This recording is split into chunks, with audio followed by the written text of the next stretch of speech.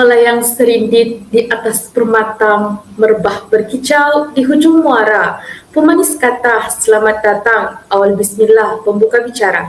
Alhamdulillah dan rasa syukur terhadap ilahi kerana pada hari ini kita telah dipertemukan dalam sebuah diskusi ilmiah iaitu webinar Sastra Rakyat Menerusi Dunia Digital Membentuk Modal Insan Negara. Assalamualaikum warahmatullahi wabarakatuh dan salam sejahtera kepada para hadirin. Sebelum kata bersulang bicara, sebelum ilmu menusuk di dada, kata orang, tak kenal maka tak cinta. Oleh itu, sebelum saya memulakan perbincangan webinar kita pada hari ini, saya ingin memperkenalkan ahli-ahli panel kita kepada anda semua. Bersama saya adalah 3 orang ahli panel yang sangat cantik, ayu dan pada pengamatan saya sudah tidak sabar lagi untuk memperkenalkan diri masing-masing, selanjutnya mengupas lebih lanjut mengenai tajuk webinar kita pada hari ini. Baiklah, saya mempersilakan panel yang pertama untuk memperkenalkan diri diikuti dengan panel kedua dan juga ketiga. Dipersilakan. Baiklah, terima kasih kepada moderator. Saya Arma binti Utusatu selaku panel yang pertama dan memegang jawatan sebagai pensyarah opsi dalam bidang kesusastraan Melayu.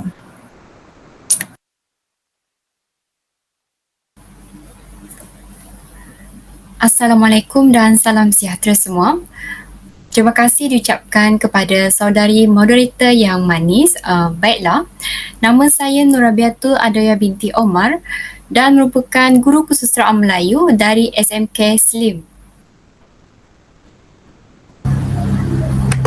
Assalamualaikum dan salam sejahtera. Terima kasih kepada moderator. Nama saya Nurul Ashikin binti Zulkifli dan merupakan guru kesusastraan Melayu di SMK Sungai.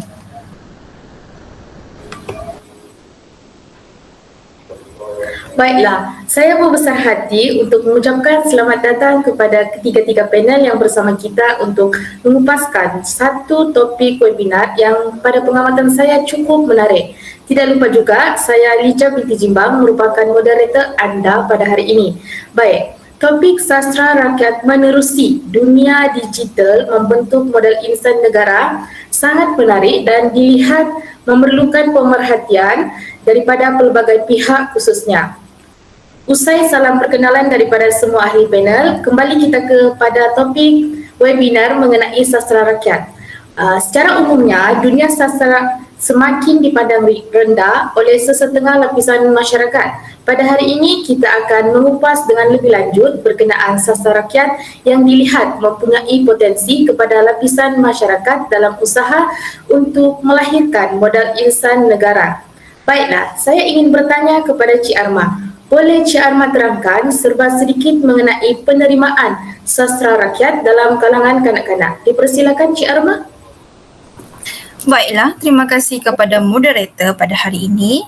Terima kasih sekali lagi terhadap soalan yang telah dikemukakan. Baiklah, saya akan membahaskan kepada persoalan ini.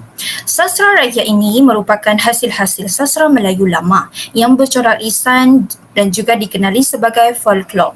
Ia juga disampaikan secara lisan atau dipertuturkan dan diperturunkan dari generasi ke generasi yang lain. Sastra rakyat ini hidup dan berkembang dalam masyarakat Melayu secara lisan tanpa diketahui bila ia dicipta dan siapa penciptanya. Baiklah, penerimaan sastra rakyat dalam kalangan kanak-kanak melalui adalah cerita binatang. Baiklah, cerita binatang Melayu ini adalah merupakan sastra rakyat yang disampaikan secara lisan dan cerita binatang ini juga dipercayai berdasarkan cerita yang tertua yakni sama usianya melalui cerita asal-usul. Cerita-cerita binatang ini juga mengambil binatang itu sebagai watak utama yang dipersonifikasikan ke dalam cerita untuk berinteraksi dengan manusia. Penerimaan sastra rakyat juga dalam kalangan kanak-kanak adalah sebagai bahan bacaan dan bukan sahaja ia mampu menyalurkan kepada nilai-nilai dan sahsiah murni dalam jiwa kanak-kanak.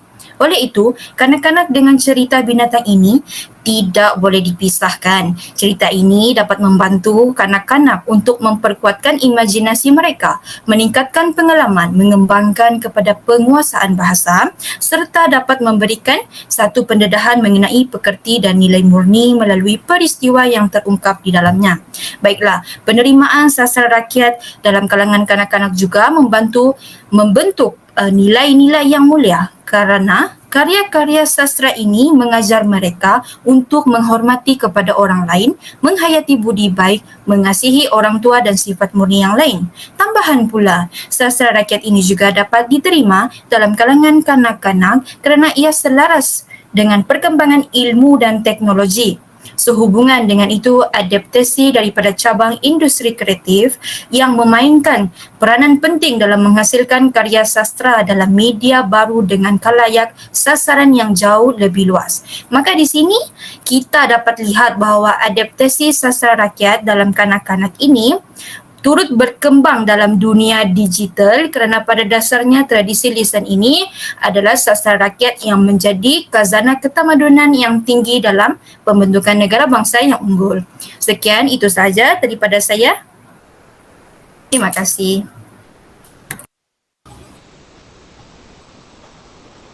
Seterusnya, kita akan beralih kepada ahli panel kita yang kedua, yang ke Cik Molek, Cik Rabiatul. Okey, baiklah. Saya ingin bertanya, bagaimana pula pandangan Cik Rabiatul mengenai penerimaan sastra rakyat dalam kalangan remaja? Dipersilakan. Pertama sekali, terima kasih diucapkan kepada saudari moderator Lija. Baiklah, sastra rakyat mencakupi suatu dimensi yang kreatif lagi kritis. Pembinaan dan penciptaannya syarat dengan unsur-unsur moral dan mempunyai nilai estetika sendiri kerana sastra rakyat itu tidak dihasilkan secara sia-sia di mana ia merupakan gambaran kehidupan masyarakat yang dianggotainya. Sastra rakyat juga mempunyai pertalian yang amat rapat dengan kehidupan kerana paparannya adalah berdasarkan pengalaman, pemerhatian dan harapan pengarang itu sendiri. Baik, berdasarkan penerimaan sastra rakyat dalam konteks kalangan remaja adalah dapat membentuk minda remaja sebagai pelajar yang menekankan bahawa kebudayaan Malaysia berteraskan kepada kebudayaan Melayu tanpa meminggirkan kebudayaan kaum lain yang dominan. Maka, peranan karya-karya dalam kesusastraan Melayu sememangnya bersifat ke arah itu. Malahan genrenya sangat kompleks tetapi mudah dibaca serta difahami seperti jenis sastra rakyat seperti cerita hikayat, legenda, cerita binatang, cerita rakyat dan lain-lain. Oleh itu, bahan bacaan kesusastraan yang dipilih sebagai teks sastra di sekolah banyak menonjolkan aspek-aspek positif dan nilai-nilai murni. Sebagai contoh teladan kepada para pelajar itu dalam kalangan remaja. Sastra dalam erti kata lain juga berfungsi sebagai pembentukan sahsia remaja yang juga merupakan seorang pelajar. Perkara ini berlaku kerana sekolah bukan sahaja berperanan sebagai medium sumber ilmu semata-mata tetapi juga sebagai pemantapan minda seorang pelajar yang rata-ratanya merupakan remaja. Selain itu, sastra rakyat juga berfungsi sebagai hiburan dalam kalangan remaja itu sendiri. Dalam hal ini, hiburan yang dimaksudkan adalah di mana domain efektif antara lain bermatlamat dengan perkara-perkara yang berkaitan dengan hati, jiwa dan perasaan. Sehubungan itu, mari kita ambil kesepian sebagai contohnya adalah antara yang menyatukan remaja dengan alam keremajaannya. Kesepian berlaku kepada remaja yang ingin dikasihi dan mengasihi, sama ada daripada ibu bapa, rakan sebaya atau masyarakat. Apabila perasaan kasih dan mengasihi itu tidak dihubungkan dengan sempurna, maka kesepian akan mengisi jiwa remaja. Dalam hal ini, pengisian kesepian itu harus dipenuhi dengan hiburan yang menyenangkan. Di samping boleh merehatkan fikiran dan memperoleh ketenangan. Oleh itu, karya sastra rakyat juga seperti cerita jenaka, mitos, legenda dan lain-lain memainkan peranan sebagai penghibur di mana bersesuaian dengan pemikiran dengan konsep sastra sebagai alat penghibur. Oleh yang demikian, sastra rakyat juga kaya dengan pemikiran dan rekaan fantasi yang menuntut remaja untuk mencabar daya intelektualiti mereka dalam memahami pemikiran dan fantasi yang disajikan. Okey, setakat ini sahaja perkongsian yang boleh saya utarakan tentang penerimaan sastra rakyat dalam karangan remaja. Saya serahkan semula kepada moderator. Terima kasih saya ucapkan kepada Cik Rabiatul atas pandangan yang diberikan sebentar tadi. Okey, kita sudah mendengar dari dua lapisan masyarakat. Jadi kita beralih kepada lapisan masyarakat yang seterusnya. Jadi boleh Cik Ashikin terangkan serba sedikit mengenai penerimaan sastra rakyat dalam kalangan orang dewasa. Dipersilakan Cik Ashikin. Terima kasih saudari moderator. Baiklah, seperti yang kita ketahui, sastra rakyat ialah kesusastraan yang lahir di kalangan rakyat. Pada lazimnya, sastra rakyat merujuk kepada kesusastraan rakyat daripada masa lampau yang telah menjadi warisan dan sebahagian daripada kehidupan budaya bagi masyarakat lama. Misalnya, dalam masyarakat Melayu lama, cerita rakyat merupakan satu bentuk hiburan yang penting untuk orang kampung yang penuh dengan unsur-unsur pengajaran, nasihat dan sebagainya. Sehubungan dengan itu, penerimaan sastra rakyat dalam golongan dewasa ini mampu memberikan dan membentuk cerminan moral yang positif kepada generasi pada masa kini dan juga masyarakat dewasa. Hal ini kerana sastra rakyat memberikan nasihat dengan secara sopan dan berkias yang menyebabkan setiap lapisan masyarakat dapat menerimanya. Melalui nasihat yang hendak disampaikan dapat membentuk nilai yang positif dalam diri seseorang dan ia patut dikekalkan kerana ia dapat membentuk generasi yang akan datang. Sebagai contoh, melalui cerita rakyat yang bertajuk Padi Berbuah Emas, dapat dilihat nilai kejujuran atau bercakap benar, iaitu terdapat dialog seperti, "Sejak tadi mak tengok macam ada masalah besar," kata perempuan tua itu. "Padi saya dah masak tapi habis dimakan pipit," kata Kasan. Melalui dialog ini, dapat menggambarkan nilai kejujuran melalui bercakap benar yang wujud dalam diri watak Kasan kerana memberitahu masalah yang dihadapi setelah ditanya. Sikap nilai kejujuran atau bercakap benar ini wajar dijadikan pedoman kepada setiap insan untuk memastikan hubungan baik dalam kalangan masyarakat supaya mengekalkan kehidupan yang harmoni. Sehubungan dengan itu, golongan dewasa menerima sastra rakyat sebagai alat untuk mendidik generasi yang akan datang dengan nilai yang positif mempertahankan kebudayaan bangsa Melayu yang semakin dilupakan.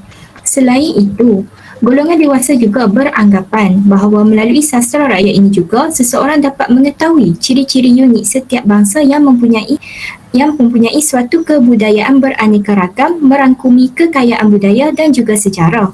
Melalui sastra rakyat ini juga, golongan dewasa dapat mempelajari sejarah dengan lebih mendalam melalui adat, budaya dan sebagainya yang dimasukkan dalam sastra rakyat. Sekiranya sastra rakyat tidak dipelihara, generasi akan datang tidak dapat menghayati dengan lebih mendalam kehidupan masyarakat dahulu kerana sastra rakyat banyak memasukkan bahasa unsur latar masyarakat zaman dahulu. Tambahan lagi, menurut sastrawan negara Prof. Emeritus Dr. Muhammad Saleh turut memberikan keterangan bahawa sastra kebangsaan tidak akan mati kerana ia memiliki kelompok peminat yang tersendiri. Menurutnya lagi, golongan yang menolak sastra dianggap memiliki fahaman yang cetek dan menyedihkan. Mana ada negara besar menolak sastra dan menerima saing. Katanya lagi, hanya kita yang jago tolak sastra ke tepi, sedangkan kita terhutang budi kepadanya kerana ia menyerlahkan keindahan sesuatu bangsa. Hal ini secara tidak langsung menunjukkan sastra ini mempunyai nilai yang tinggi. Sehubungan dengan itu, sastra ini diterima oleh golongan dewasa kerana ia merupakan salah satu mendidik generasi akan datang dan juga menjaga keindahan sesuatu bangsa. Sekian itu saja penerangan daripada saya. Saya serahkan semula kepada moderator. Saya mengucapkan terima kasih atas pandangan Cik Ashikin yang sangat padat tapi pada pandangan saya memberikan banyak maklumat kepada kita semua. Melalui pandangan ahli-ahli panel kita sebentar tadi, berdasarkan 3 soalan, dapat saya simpulkan bahawa kita dapat melihat bahawa penerimaan sastra rakyat itu berbeza-beza mengikut kelompok masyarakat. Tanpa membuang masa, kita teruskan webinar kita pada hari ini untuk bertanya lebih banyak soalan kepada ahli panel kita.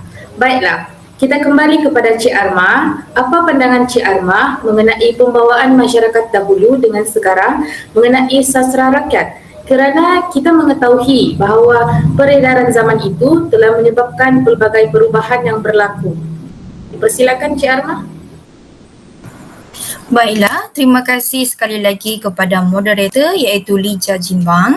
Baiklah, mengenai soalan ini iaitu apakah pandangan saya mengenai pembawaan masyarakat dahulu dengan sekarang mengenai sastra rakyat, iaitu pada pandangan saya secara ringkasnya pembawaan masyarakat dulu dengan sekarang mengenai sastra rakyat ini adalah sama, kerana ia memainkan peranan yang cukup meluas dalam masyarakat Melayu hingga ke hari ini.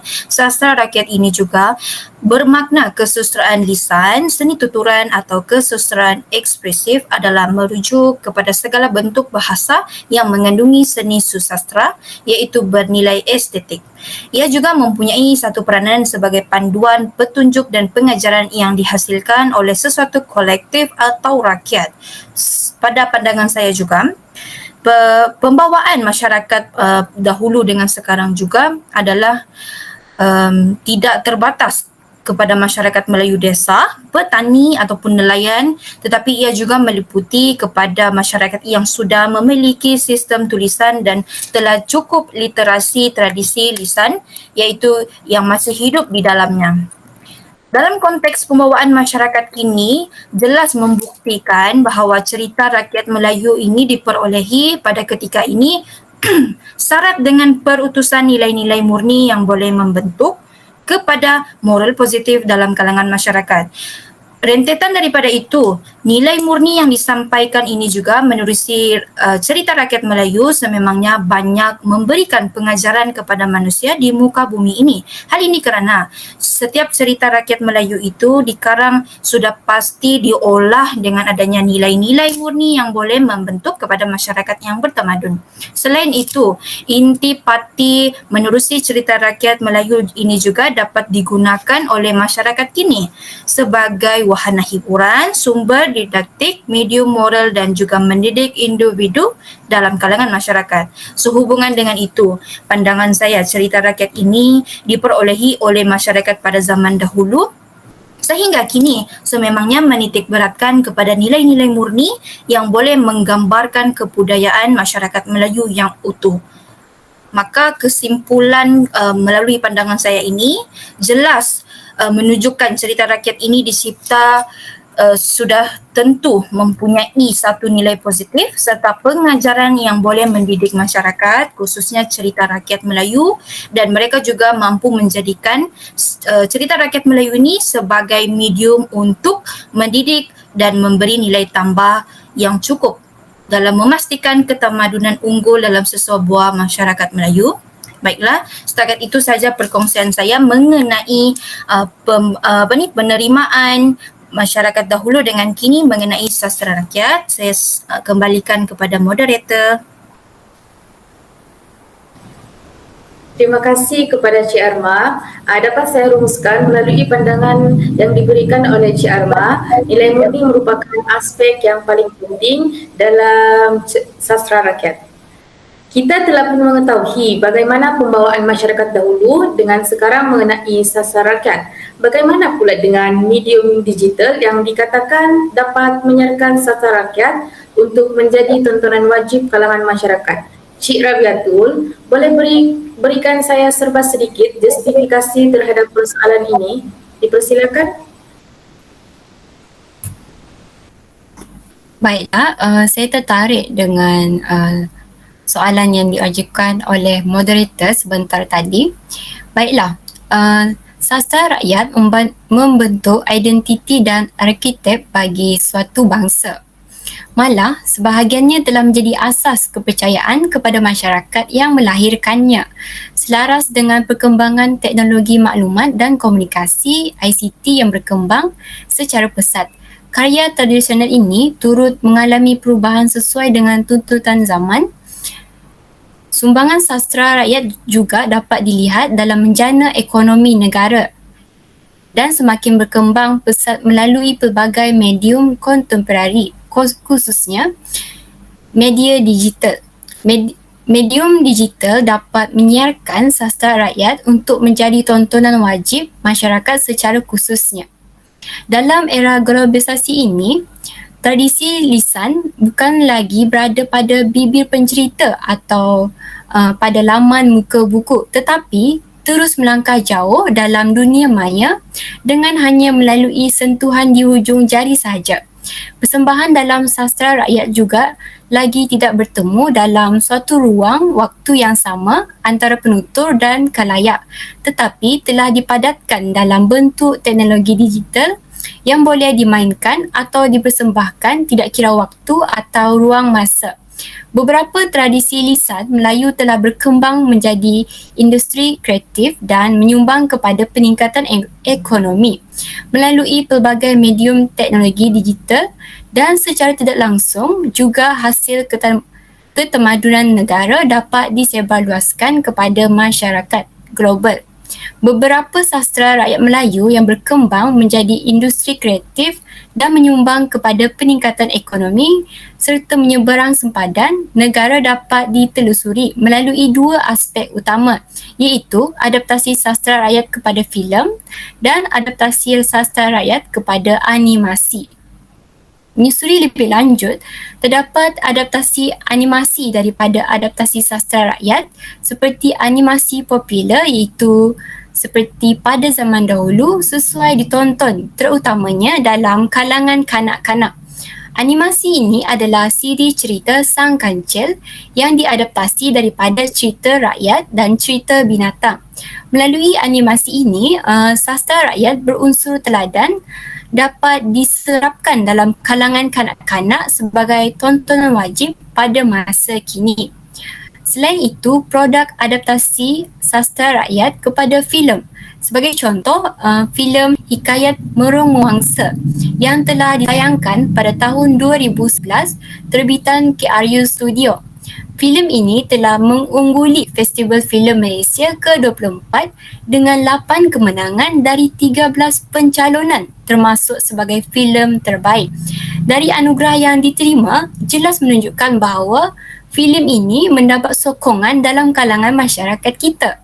Okey, filem Hikayat Merung Mawangsa ini juga dipasarkan di European Film Market EFM yang berlangsung di Berlin, Jerman dan dilaporkan berjaya menjual hak pengedaran kepada para pengedar filem United Kingdom, Perancis, Jerman, Rusia dan negara Asia Barat. Filem adaptasi ini, iaitu dari sastra rakyat, mampu memperkenalkan sastra Melayu untuk menjadi tontonan luas kepada masyarakat dunia secara khususnya. Berdasarkan aspek ini, jelas menunjukkan bahawa medium digital merupakan antara penyampaian efektif untuk dipertontonkan dalam kalangan masyarakat secara amnya. Baiklah, itu sahaja daripada saya. Harap ulasan sebentar tadi dapat menjawab persoalan yang telah diberikan. Terima kasih saya ucapkan kepada Cik Rabiatul atas pandangan daripada persoalan yang saya tanyakan kepada beliau sebentar tadi.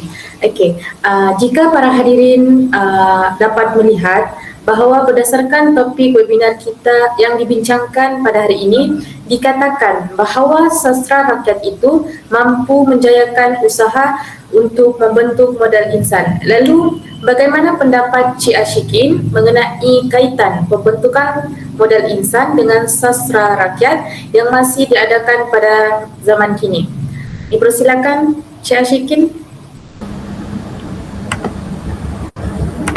Baiklah, seperti yang saya katakan tadi, sastra rakyat memberikan cerminan positif kepada generasi akan datang dan ia secara tidak langsung membentuk moral insan dengan nilai-nilai positif yang terdapat dalam sastra rakyat. Hal ini kerana sastra rakyat tidak hanya memberikan hiburan tetapi ia menyelitkan nasihat, nilai-nilai murni, pengajaran dan lain-lain secara tersurat maupun tersirat. Melaluinya, sesiapa sahaja yang membaca atau menonton dapat menerima mesej yang hendak disampaikan dan mengambilnya sebagai satu pengajaran pada masa akan datang. Apabila hendak melakukan sesuatu, ia akan berfikir bahawa apa yang ia lakukan memberikan kesan positif atau negatif. Kaitan antara pembentukan moral insan dengan sastra kini adalah melalui hasil karya sastra dapat mendidik seseorang dengan nilai-nilai yang murni yang dimasukkan dalam sastra rakyat. Sehingga kini masih ada sastra rakyat masih disampaikan secara media digital yang dipamerkan di kaca televisyen untuk mendidik kanak-kanak seperti pada zaman dahulu. Ia merupakan salah satu cerita sastra rakyat berbentuk naratif iaitu cerita binatang yang dapat memberikan pengajaran dan didikan moral kepada anak-anak zaman kini. Kanak-kanak lebih menyukai sesuatu tayangan video yang memudahkan mereka memahami dan dalam masa yang sama dapat membantu mereka membentuk insan moral dalam diri kanak-kanak. Kanak-kanak suka menerima sesuatu ajaran atau nasihat daripada golongan dewasa. Namun, dengan adanya kisah-kisah cerita rakyat dapat membantu dan mendidik kanak-kanak membentuk nilai moral dalam diri. Apabila kanak-kanak menontonnya, ia dapat membantu kanak-kanak memahami sesuatu yang baik dan sesuatu yang buruk secara mudah dan akan diaplikasikan setiap masa. Sebagai contoh, cerita rakyat yang berbentuk naratif iaitu cerita binatang mempunyai nilai kerjasama. Berdasarkan cerita Sang Kambing dengan Buaya, nilai ini dapat dilihat melalui kerjasama yang dijalankan oleh sekumpulan kambing untuk melepaskan diri daripada dimakan oleh buaya ketika mereka menyeberangi sungai untuk mendapatkan makanan. Sekumpulan kambing tersebut bekerjasama melaksanakan rancangan Sang Kancil untuk menipu buaya. Nilai kerjasama yang tersirat ini dapat dijadikan panduan kepada kanak-kanak supaya kanak-kanak menitik beratkan semangat kerjasama berpasukan kerana mudah menyusun sesuatu strategi dalam sesuatu perkara yang hendak dilakukan. Oleh itu, sastra ini bertujuan untuk mendidik dan membentuk moral insan yang berakhlak mulia melalui kiasan dalam menyampaikan nasihat atau pengajaran kerana masyarakat dahulu sangat menjaga bahasa atau percakapan serta menyampaikannya dengan secara santai. Sehubungan dengan itu, logiklah saya berkata bahawa sastra rakyat memberikan nilai moral kepada masyarakat zaman kini yang dapat membantu membentuk nilai moral dalam diri seseorang tersebut. Diharapkan penerangan yang saya berikan dapat menjawab persoalan yang moderator sampaikannya.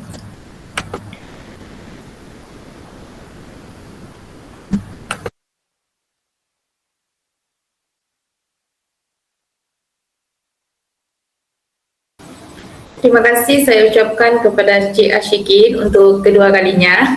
Baiklah, tanpa membuang masa kita beralih kepada sesi yang terakhir iaitu sesi soalan yang ketiga yang akan saya ajukan kepada ketiga-tiga ahli panel.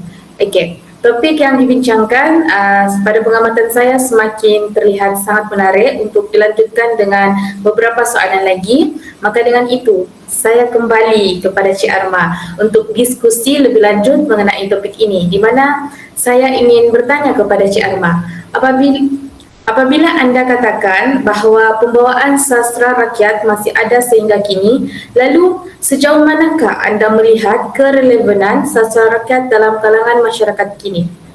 Dipersilakan Cik Arma. Baiklah, soalan yang sangat menarik.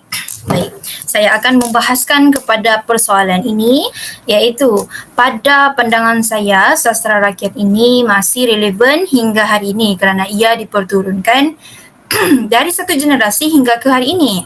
Maka sastra rakyat ini berfungsi sebagai alat hiburan, alat pengajaran dan pendidikan maupun alat protes sosial, kritikan dan sebagainya. Hal ini demikian kerana sastra rakyat merupakan satu dunia yang luas dan ia merangkumi segala pengucapan yang indah-indah. Sastra rakyat dalam kalangan masyarakat kini dapat berfungsi sebagai alat mengajar dan mendidik. Hasil-hasil sastra lisan adalah bersifat didaktif iaitu mengandungi unsur pengajaran dan pendidikan moral kepada masyarakat tradisi.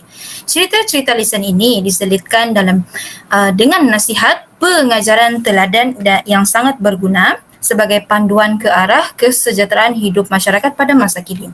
Misalnya, anak-anak dinasihati agar tidak mengamalkan sifat tamak, takbur, sombong, bongkak seperti mana yang terdapat pada sifat-sifat tertentu binatang pada dasarnya. Seterusnya, pada pandangan saya kerelevanan ini sastra rakyat ini juga sangat penting dalam kehidupan masyarakat kini kerana ia digunakan sebagai alat untuk mengkritik. Cerita-cerita lisan juga digunakan sebagai saluran untuk membuat kritikan atau sindiran terhadap raja ataupun orang-orang bangsawan. Misalnya, melalui cerita-cerita jenaka seperti Pak Kaduk, jelas kita dapat lihat cuba menyindirkan kepada golongan berkuasa iaitu raja yang bersikap zalim, tamak dan pentingkan kuasa dengan menepikan kesejahteraan hidup rakyat jelata.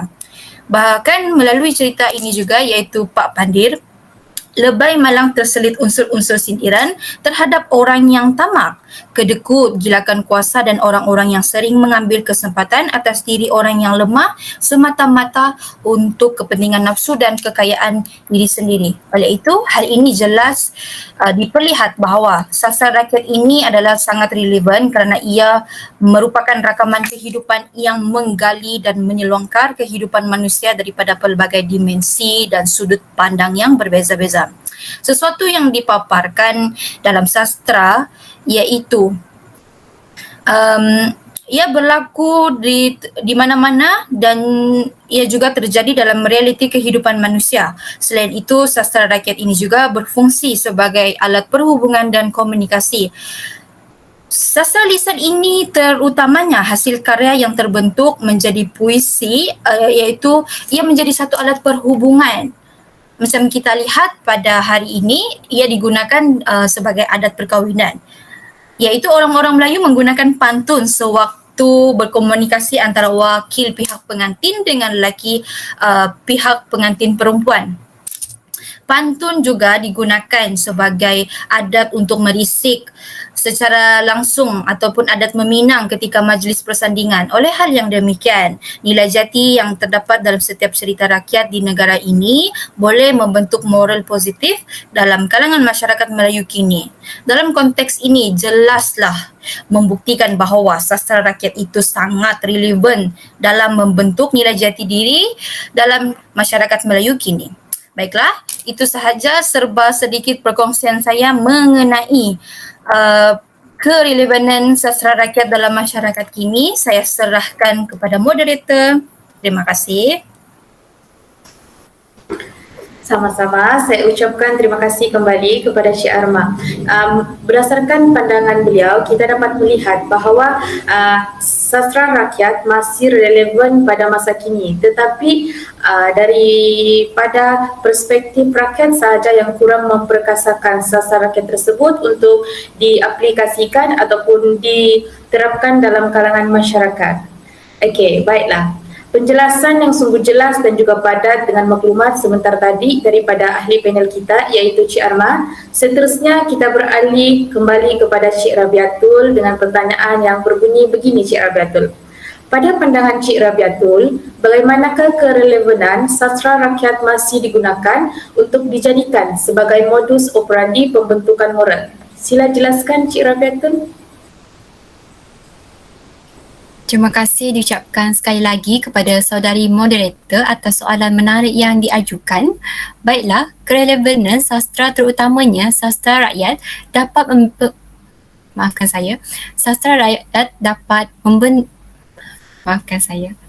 Baiklah, kerelevanan sastra rakyat terutamanya sastra rakyat dapat membentuk moral dalam kehidupan manusia.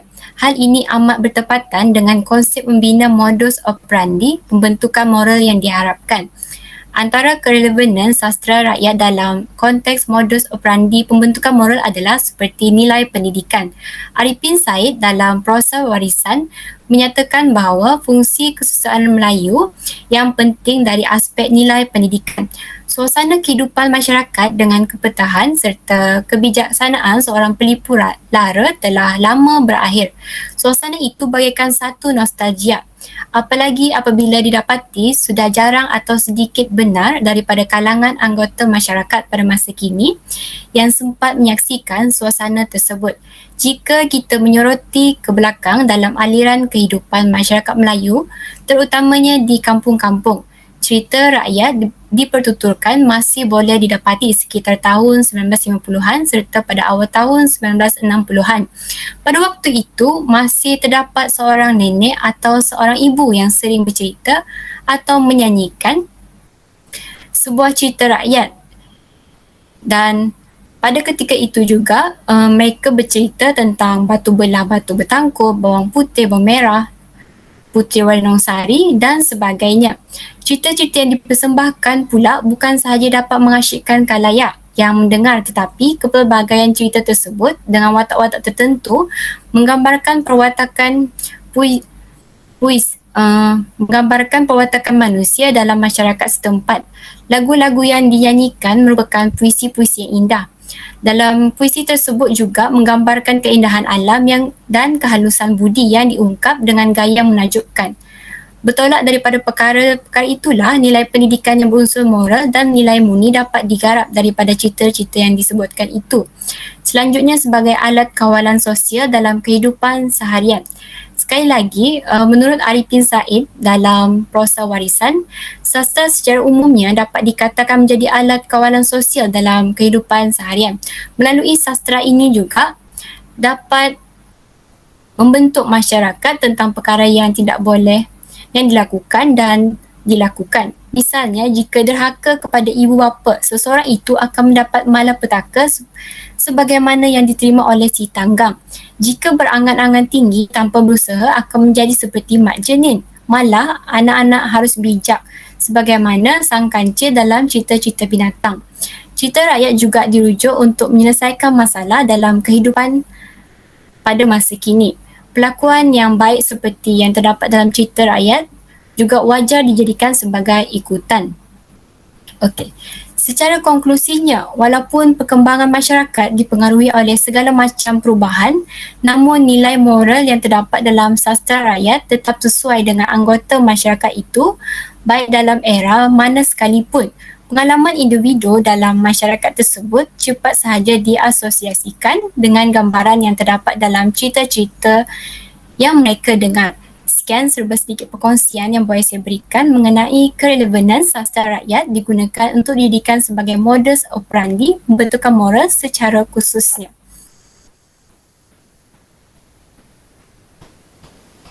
Terima kasih saya ucapkan kepada Cik Rabiatul lagi sekali. Okey, sidang hadirin sekalian, demikian tadi penjelasan tentang kerelevanan sastra rakyat yang dapat kita lihat dalam dua aspek yang diterangkan oleh Cik Anma dan juga Cik Rabiatul. Seterusnya saya mohon penjelasan daripada ahli panel kita yang ketiga, iaitu Cik Ashikin, tentang persoalan yang berbunyi begini. Bagaimana anda melihat tentang permasalahan dan juga kekangan yang terpaksa kita hadapi dalam memartabatkan sastra, terutamanya sastra rakyat, di persada antarabangsa? Dipersilakan Cik Ashikin.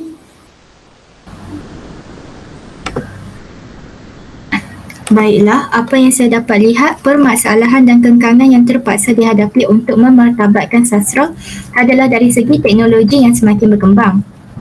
Kanak-kanak maupun remaja sekarang banyak menghabiskan masa dengan telefon bimbit dan kurang mengamalkan budaya membaca buku, sehinggakan kedudukan sastra ini semakin dilupakan oleh generasi kini.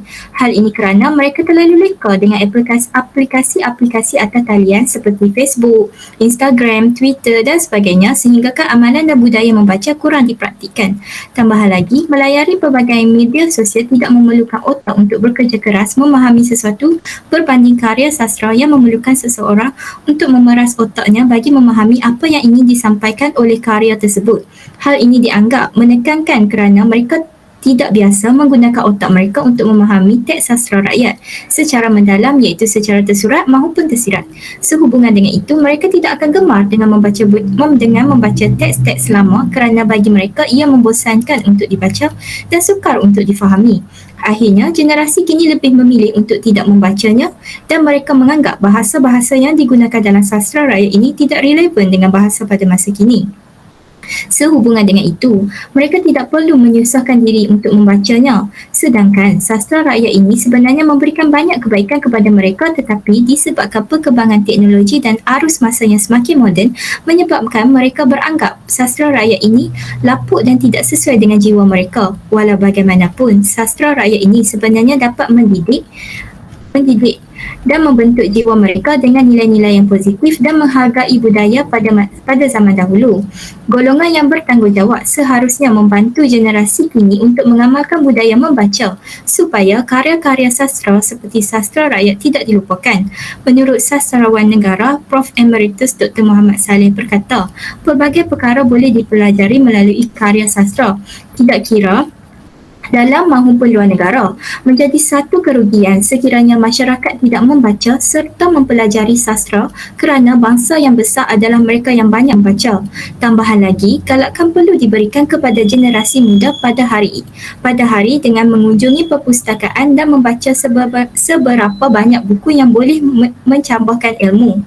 Perkembangan teknologi sememangnya bagus, tetapi haruslah diimbangi dengan amalan membaca dalam kalangan generasi kini supaya karya sastra tidak akan hilang di telan zaman seperti yang dikatakan, tak lapuk dik hujan, tak lekang dik panas. Sastra rakyat merupakan sastra yang penuh dengan pengajaran dan nasihat yang mudah diterima kerana ia disampaikan secara santai. Kita harus memanfaatkan perkembangan teknologi dalam menyampaikan sastra rakyat seperti penghasilan buku digital untuk memudahkan generasi kini mengaksesnya. Kekangan dan permasalahan dalam memartabatkan sastra rakyat di persada antara bangsa perlu diatasi supaya sastra rakyat tidak dilupakan. Sekian serba sedikit perkongsian yang dapat saya berikan. Semoga perkongsian ini dapat membuka mata mereka dengan menghargai karya-karya sastra yang tinggi nilainya dengan budaya masyarakat terdahulu yang diselitkan nilai-nilai moral dapat membentuk diri seseorang ke arah positif, bersopan santun dan banyak lagi. Terima kasih saya ucapkan sekali lagi kepada ketiga-tiga ahli panel kita pada hari ini. Secara kesimpulannya dapat saya rumuskan bahawa peredaran zaman dan juga perkembangan ilmu menuntut perubahan gaya, bentuk dan juga mekanisme penyampaian sesebuah karya, iaitu seperti karya sastra rakyat. Namun apa yang penting adalah pengisian yang berisi serta penerokaan terhadap karya sastra rakyat merupakan salah satu aspek yang paling penting dalam memberikan jiwa dan juga nyawa dalam satu pemantapan seni, iaitu sastra. Kesedaran dan juga tanggungjawab dalam pihak yang berkaitan secara khususnya merupakan peranan yang paling penting selain menyajikan karya-karya sastra, terutamanya sastra rakyat yang berkualiti dan juga berpengaruh untuk dalam kelompok masyarakat. Penerokaan karya sastra rakyat seperti sastra rakyat, penerokaan karya sastra lama seperti sastra rakyat dalam kelompok masyarakat merupakan salah satu usaha-usaha pihak yang tertentu untuk membina modal insan negara yang berkualiti. Sidang hadirin yang dihormati, kalau berjalan dah sampai ke batas, kalau berkayu dah sampai ke pulau, kalau mendaki dah sampai ke puncak, kita telah sampai ke penghujung bicara. Entah siri salah sarung, entah kata salah tutur, entah maksud salah sampai. Terimalah salam bersantun, salam maaf. Saya mewakili semua ahli panel mengucapkan setinggi-tinggi terima kasih kepada semua hadirin dan hadirat yang sudi bersama kami dari awal sehingga ke penghujung webinar untuk membincangkan topik webinar yang pada pengamatan saya sangat cukup menarik, memberikan maklumat yang pelbagai dan serta dapat memberikan kesedaran kepada kelompok-kelompok masyarakat yang terlibat. Lantaran keterbatasan waktu, saya mohon mengakhiri bicara ini, selanjutnya mohon mengundurkan diri. Dari Rokan ke Indragiri, membawah tintah ke Kuala Lingki. Baliklah tuan, rehatkan diri, lain hari bersua lagi. Wassalamualaikum warahmatullahi wabarakatuh. Sekian dan terima kasih.